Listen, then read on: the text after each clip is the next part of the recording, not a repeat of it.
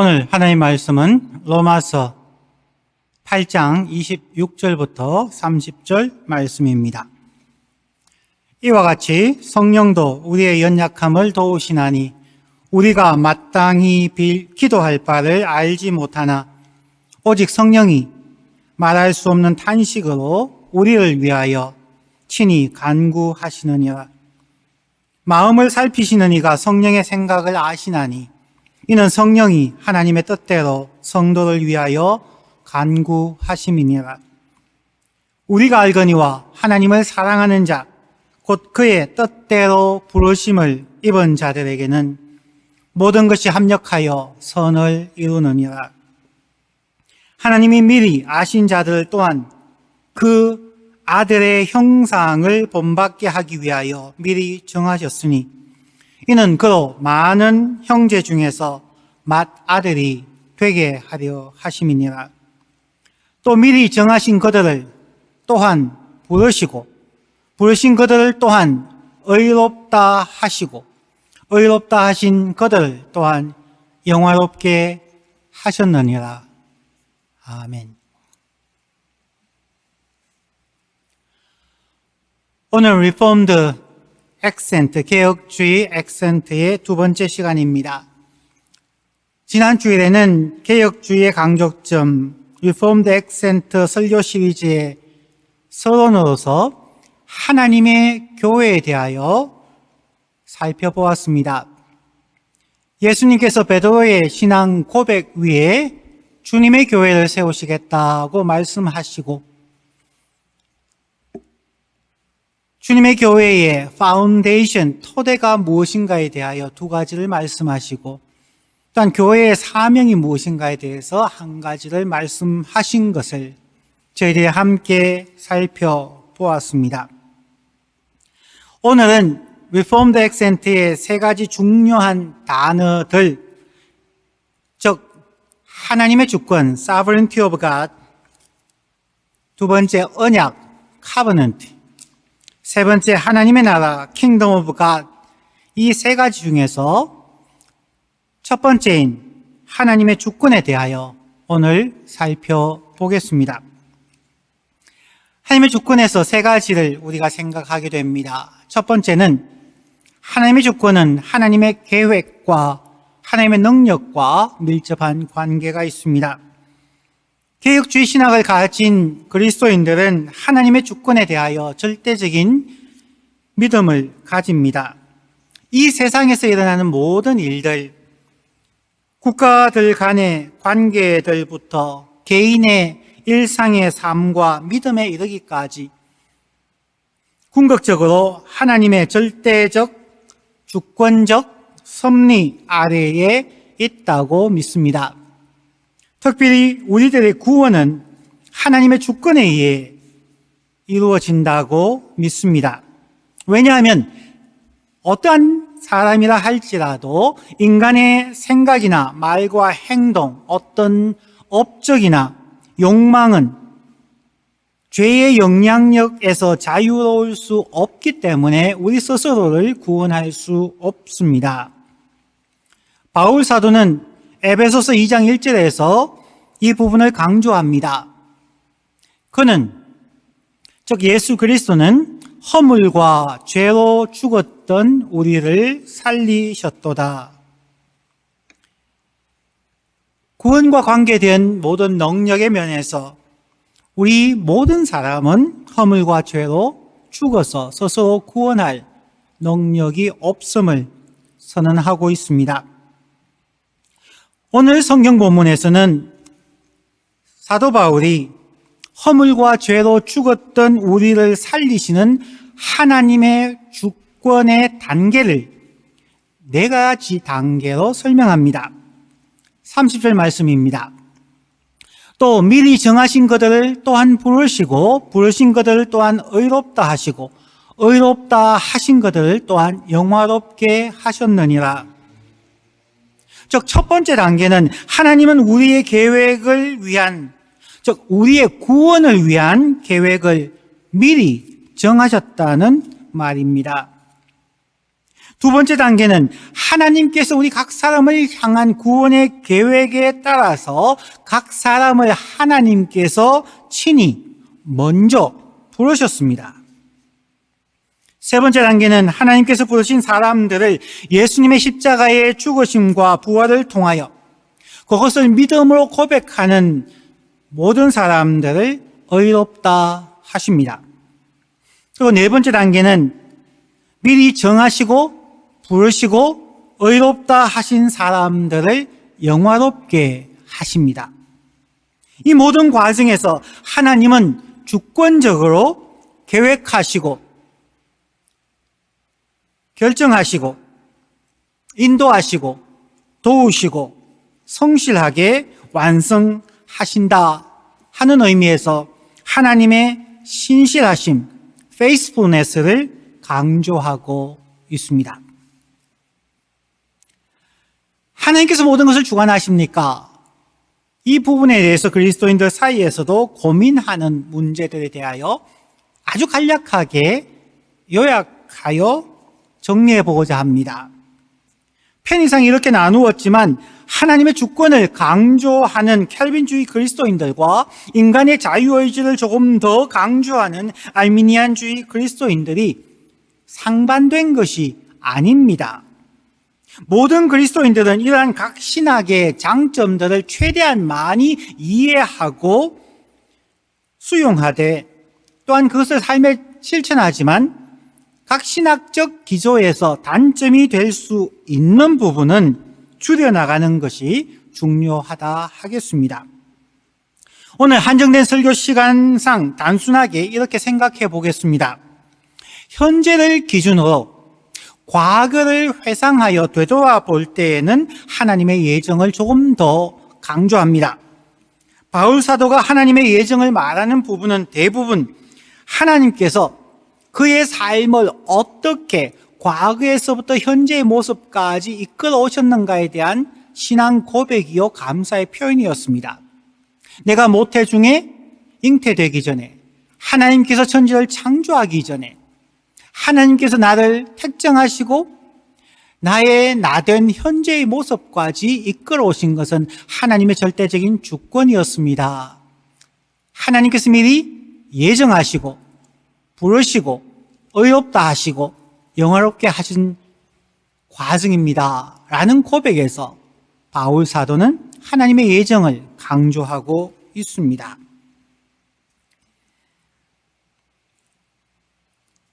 바울 사도가 돌이켜 보았을 때에 사람들은 그를 칭찬하고 존경하지만 바울 사도가 지금까지 살아온 모든 모습들, 예수 그리스도의 흔적들, 자신이 교회를 위하여 이루었다고 할 수 있는 모든 업적들, 즉 나의 나된 것은 하나님의 미리 정하심과 부르심과 의롭게 하심과 영화로움을 믿고 이 모든 것이 하나님이 행하신 것입니다. 라고 고백하는 것이죠.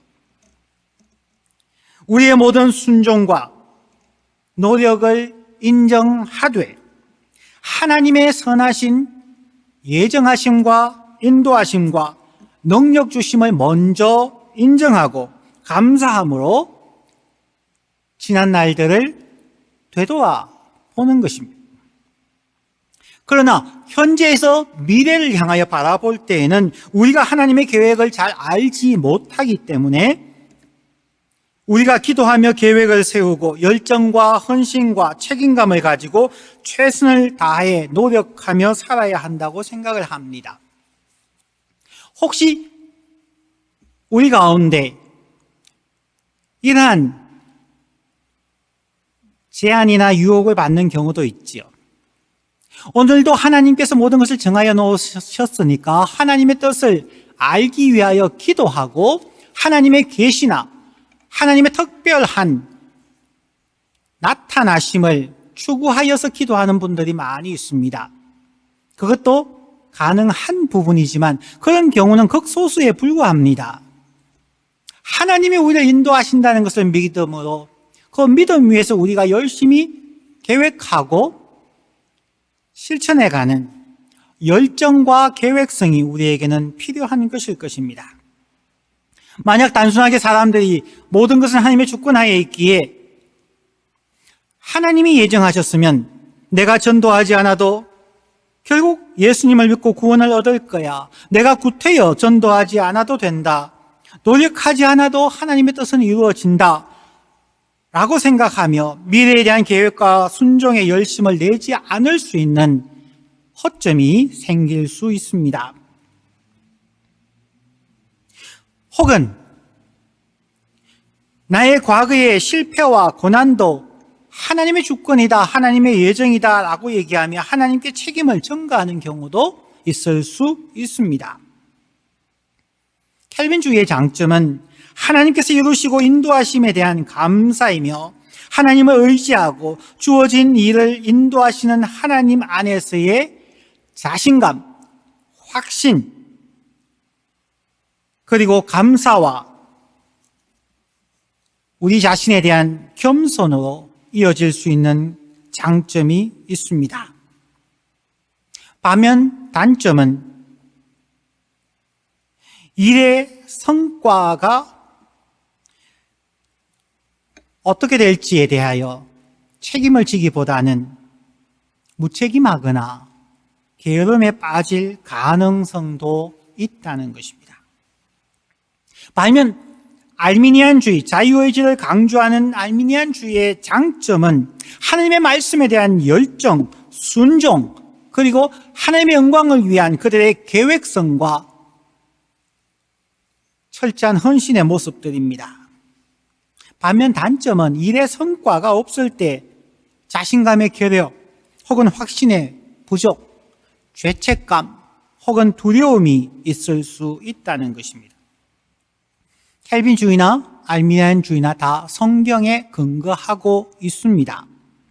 그러므로 서로의 장점을 더 잘 이해하고 살려나가며 단점을 보완해 나가는 것이 우리의 자세이고 거기에서 하나님의 지혜가 필요하다는 것입니다.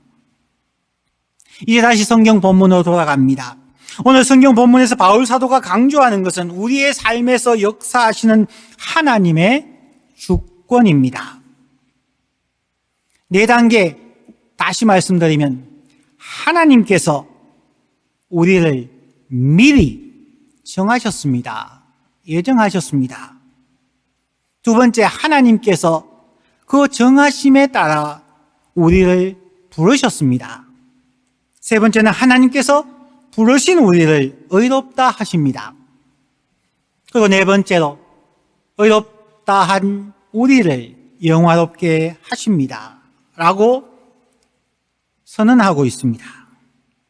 그러면 우리가 노력하지 않아도 이러한 과정이 이루어지며 결국 우리 모두는 영화롭게 될까요?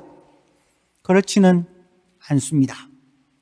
하나님의 주권은 우리 그리스도인들의 믿음과 순종의 헌신을 요구합니다.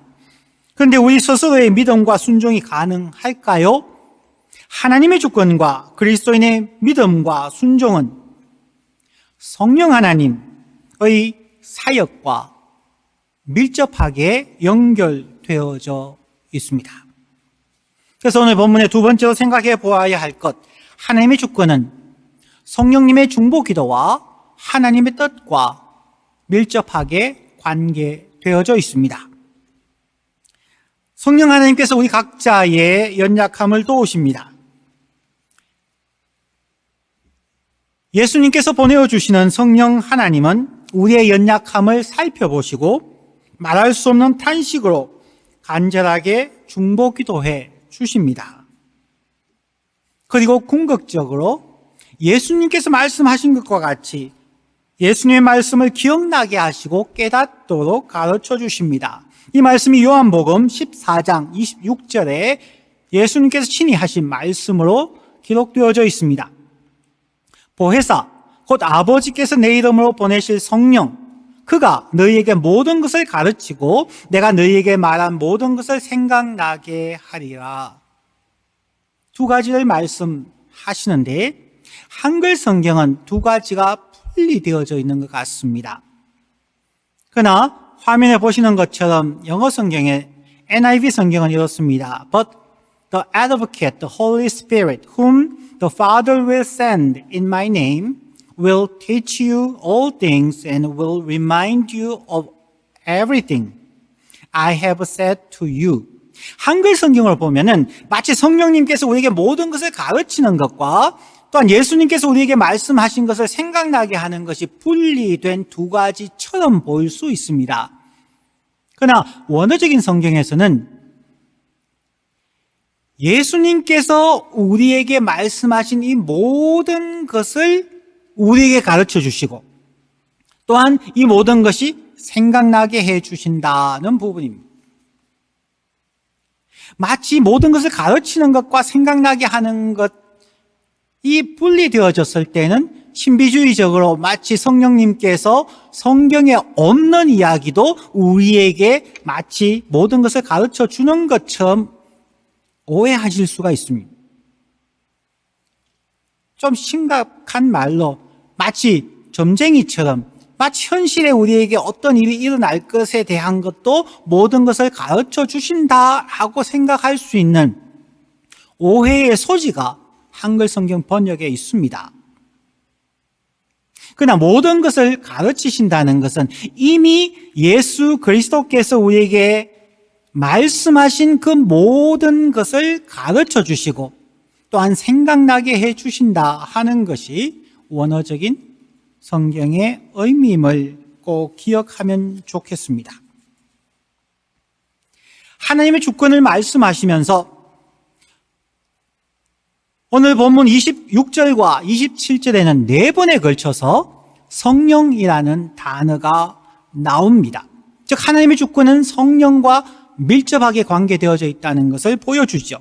26절, 이와 같이 성령도 우리 연약함을 도우시나니 우리는 마땅히 기도할 바를 알지 못하나 오직 성령이 말할 수 없는 탄식으로 우리를 위하여 친히 간구하시느니라. 27절, 마음을 살피시는 이가 성령의 생각을 아시나니 이는 성령이 하나님의 뜻대로 성도를 위하여 간구하심이니라.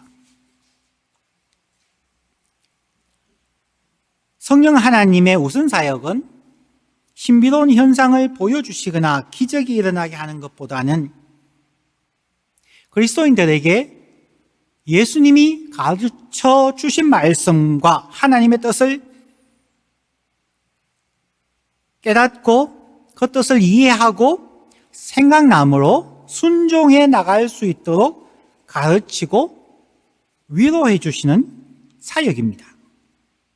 26절에서는 성령 하나님이 말할 수 없는 탄식으로 간구하심을, 즉 중보기도 해주심을 강조합니다. 대부분의 그리스도인들이 이 성경 구절을 좋아하고 암송하기도 합니다. 이제 우리 모두에게 질문합니다. 성령은 구체적으로 어떤 기도 제목으로 우리를 위하여 친히 간구하시며 중보기도 하실까요? 27절에서는 성령이 하나님의 뜻대로 성도를 위하여 간구하심이라고 구체적으로 성령님의 간구, 중보기도의 내용을 말하고 있습니다. 성령님께서 우리의 요구, 우리의 생각을 위하여 중보기도 하실 수도 있지만 그것이 주요 중보기도의 내용이 아니라는 것입니다. 우리를 향한 하나님의 뜻대로 우리 모든 성도를 위하여 중보기도, 즉 친히 간구하신다고 성경은 분명하게 기록하고 있습니다. 성령님은 단순히 우리의 희망사항처럼 마치 알라딘의 요술램프에 갇혀있던 지니가 요술램프를 문지르면 거기서 펑 하고 나와서 3가지의 약속을 들어주는 그러한 하나님이 아닙니다.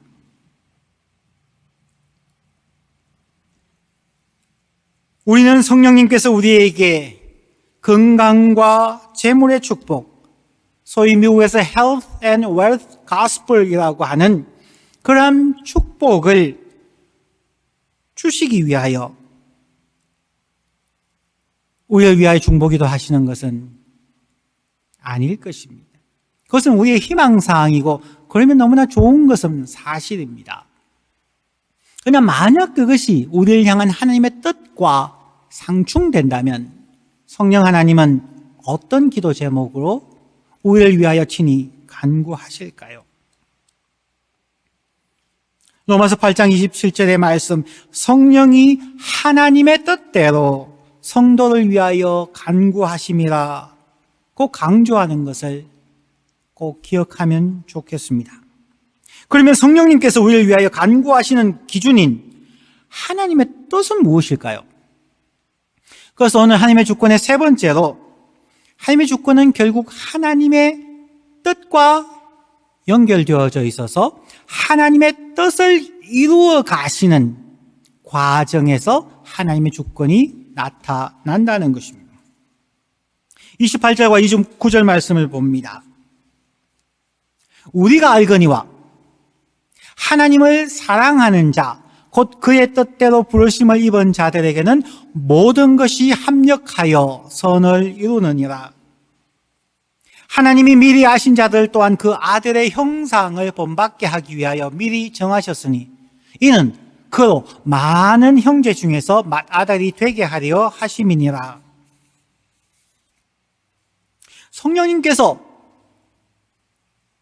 우리 모두를 위하여 말할 수 없는 탄식으로 기도하시고 도우시는 이유는, 또한 그 대상이 되는 사람들은 하나님의 주권적 인도하심과 성령의 도우심으로 말미암아 모든 것이 합력하여 선을 이루게 하십니다.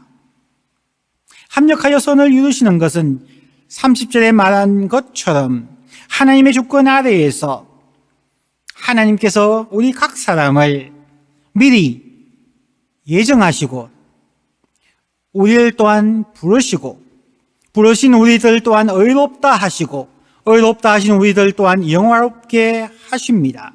하나님께서 모든 그리스도인들에게 주권적으로 인도하시는 일들, 그리고 합력하여 선을 이루시는 것은 하나님께서 미리 정하심과 부르심과 의롭게 하심과 영화롭게 하는 것입니다.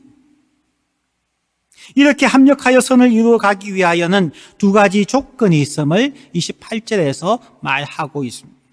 이 두 가지 조건을 통하여서 궁극적으로 합력하여 선을 이룬 것이 무엇인가 하는 것이 오늘 설교의 마지막 결론입니다. 28절에 나오는 합력하여 선을 이루기 위한 첫 번째 조건은 하나님을 사랑하는 자입니다. 우리가 간단하게 생각해 보십시다. 사랑이 무엇입니까? 저와 여러분이 부모님들이나 자녀들을 사랑하십니까? 그럼 부모님들과 자녀들을 어떻게 사랑하십니까? 의식주를 제공하는 것뿐만 아니라 자녀들 학교에 보내고 스포츠나 야외 활동을 할 수 있고 친구들에게 뒤처지지 않도록 때로는 과외도 시키고 그 모든 과정을 위하여 많은 돈을 투자하고 시간과 정성을 투자합니다. 사랑에는 오랜 시간 동안의 인내와 희생과 헌신이 반드시 필요합니다. 고린도전서 13장에 나오는 것처럼 사랑은 오래 참는 것입니다. 사랑은 온유한 마음으로 말과 행동을 조심하는 것입니다. 사랑은 자기의 유익을 위하여 상대방을 이용하거나 비난하지 않는 것입니다.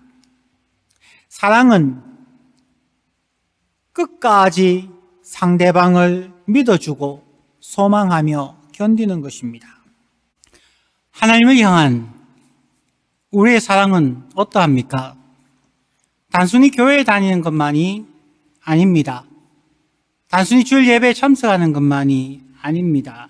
하나님을 사랑하는 자는 하나님의 나라와 하나님의 뜻의 성취를 위하여 시간을 헌신하는 사람입니다. 하나님을 사랑하는 자는 하나님의 나라와 하나님의 뜻을 성취하기 위하여 재능과 재물을 헌신하는 사람입니다. 하나님을 사랑하는 자는 하나님의 나라와 하나님의 뜻을 성취하기 위하여 인내하며 다른 사람을 헐뜯거나 가십하지 아니하며 끝까지 믿어주고 소망하며 견디는 사람입니다. 하나님께서 우리의 삶의 모든 것을 합력하여 선을 이루어 주시기를 기대하는 마음이라면 우리는 먼저 하나님을 사랑하는 자가 되어야 합니다. 하나님을 사랑하는 자가 되기 위하여 날마다 하나님과 예수님과 성령님과 함께하는 시간을 늘려가며 더 많은 시간 함께하며 소통하는 삶을, 즉 신앙의 삶을 노력하는 사람이어야 합니다. 날마다의 삶에서 우리의 삶의 우선순위를 점검하라는 것입니다.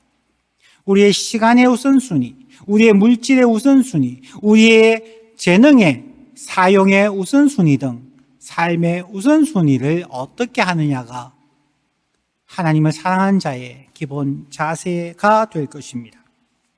자, 이제 합력하여 선을 이루기 위한 두 번째 조건은 하나님의 뜻대로 부르심을 입은 자입니다. 하나님의 뜻을 따라서 부르심을 입은 자 혹은 하나님의 목적에 따라 부르심을 입은 자입니다. 그러면 여기서 질문해 보아야 합니다. 우리를 부르시고 우리를 하나님의 뜻으로 인도해 가시는 그 하나님의 목적은, 하나님의 뜻은 무엇입니까?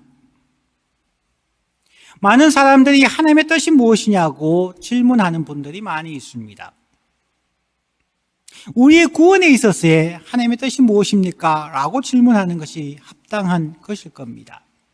단순히 우리가 어떤 직업을 가지느냐, 어느 곳으로 이사를 가느냐, 어떤 일에 대해서 하나님의 뜻을 찾으려고 하기 이전에 하나님의 주권이 우리를 미리 정하시고 부르시고 의롭다 하시고 영화롭게 하려는 그 목적이 무엇입니까? 물어보아야 할 것입니다. 생각하고 묵상하고 고민해 보아야 할 것입니다. 단순히 예수 믿고 천국 가는 것만일까요? 오늘 본문이 강조하며 우리가 꼭 기억해야 할 우리를 향한 하나님의 뜻과 목적은 29절에 나옵니다. 하나님이 미리 아신 자들을 또한 그 아들의 형상을 본받게 하기 위하여 미리 정하셨으니 이는 그로 많은 형제 중에서 맏아들이 되게 하려 하심이니라.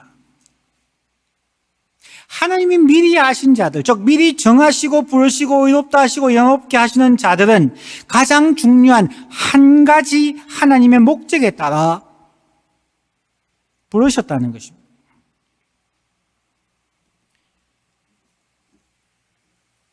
첫 번째는 하나님을 사랑하는 사람들, 그리고 두 번째로 하나님의 뜻을 따라 부르심을 받은 사람들이 그 궁극의 목표를 향하여서 그 아들 예수 그리스도의 형상을 본받게 하기 위하여 미리 정하셨다는 것입니다.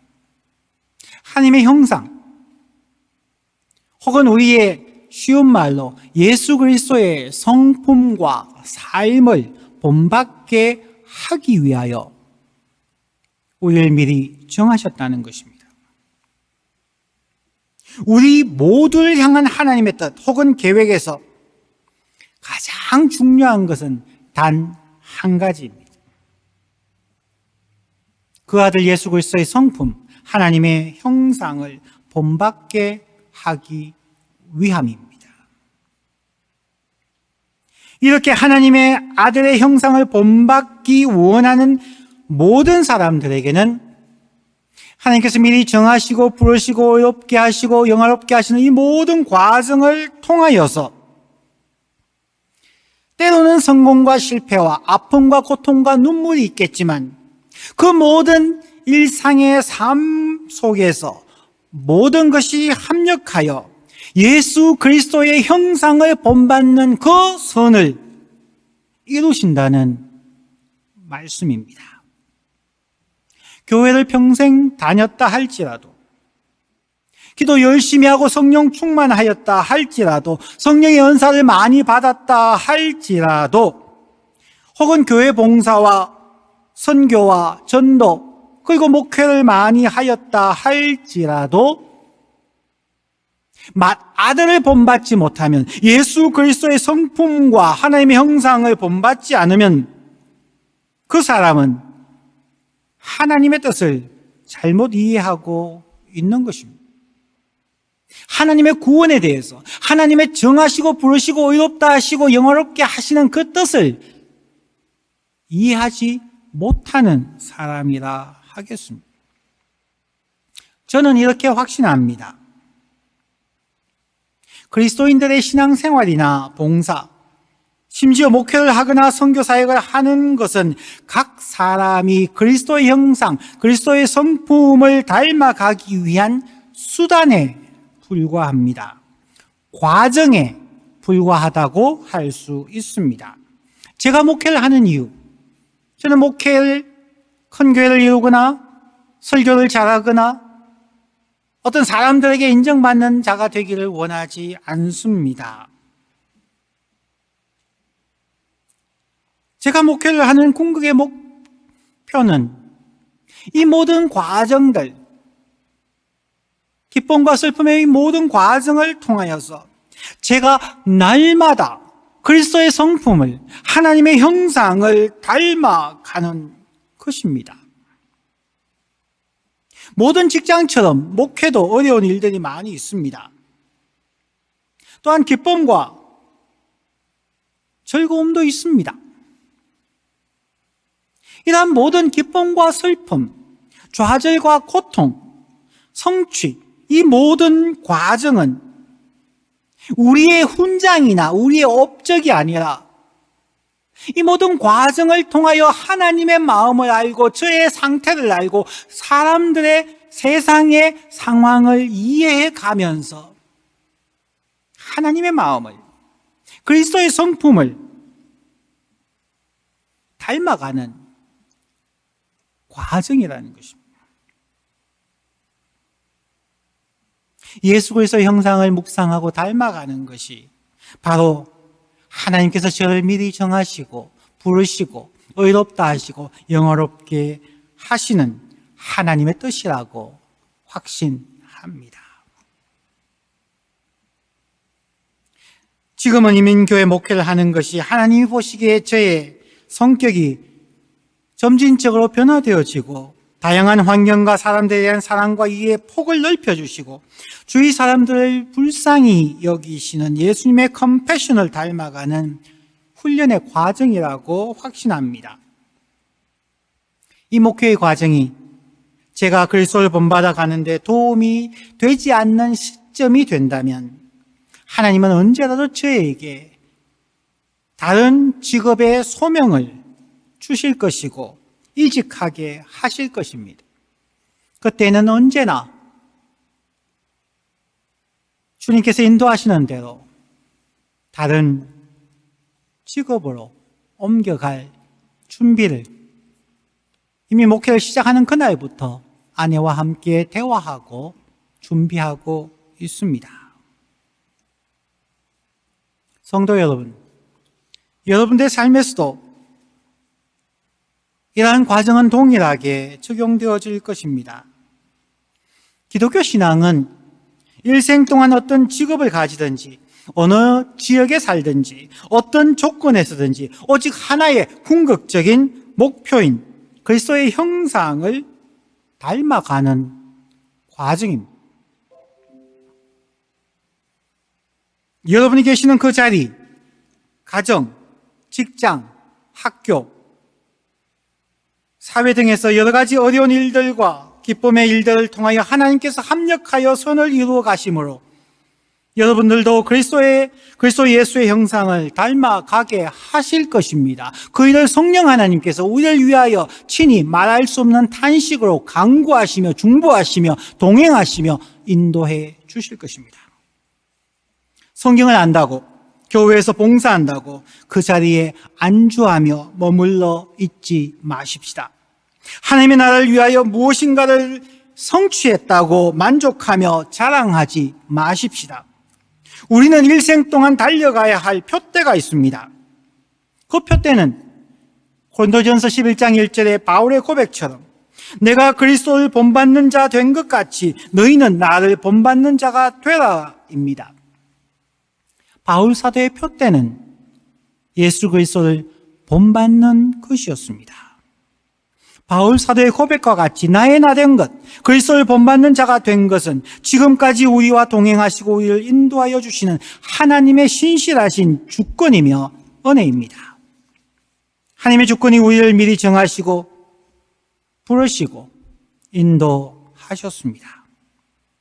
그 부르심의 은혜를 인하여 하나님을 지속적으로 사랑하며 하나님의 부르심의 뜻과 목적을 날마다 기억하며 살아갈 때에 우리 모두는 합력하여 선을 이루시는 하나님의 신실하신 주권 안에서 그리스도의 형상을 닮아가게 될 것입니다.